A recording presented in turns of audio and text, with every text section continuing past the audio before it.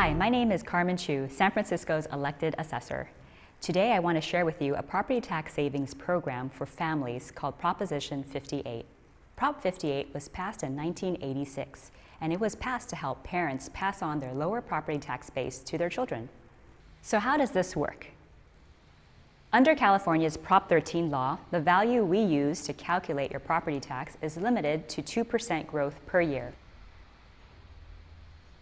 But when ownership changes, Prop 13 requires that we reassess properties to market value.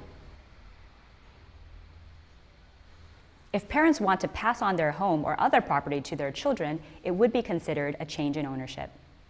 Assuming the market value of your property has gone up, your children, the new owners, would pay taxes starting at that new higher level. That's where Prop 58 comes in.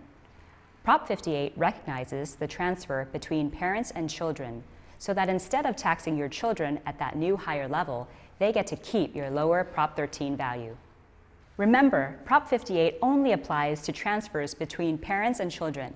Here's how the law defines an eligible child: a biological child, a stepchild, child adopted before the age of 18, and a son-in-law or daughter-in-law.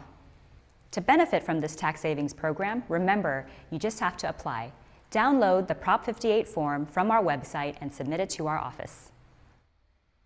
Now you may ask, is there a cap on how much you can pass on?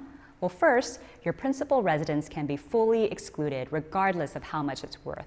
Other than that, the total value of properties that can use this exclusion cannot exceed $1 million. This means, for example, if you have two other properties, each valued at $500,000, you can exclude both because they both fit under the $1 million cap.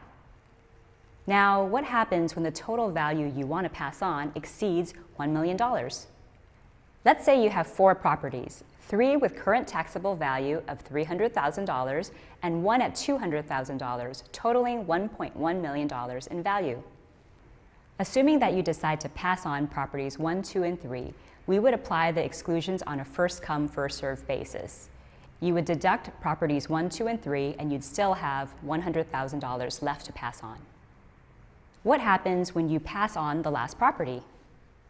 This property, House 4, has an existing value of $200,000, and its market value is actually higher at $700,000. As we said before, the value left in your cap is $100,000. When we process this exclusion, we first figure out the portion that can be excluded.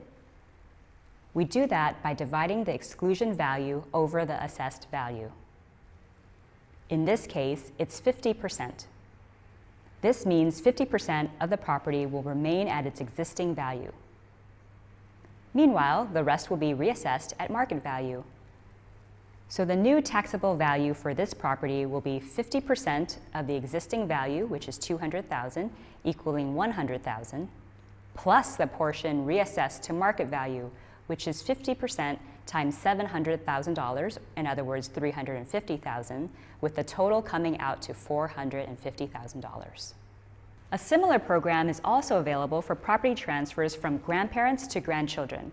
If you're interested in learning more about this topic, please visit our website or check out Property Tax Savings, Transfers and Family Fact Sheet.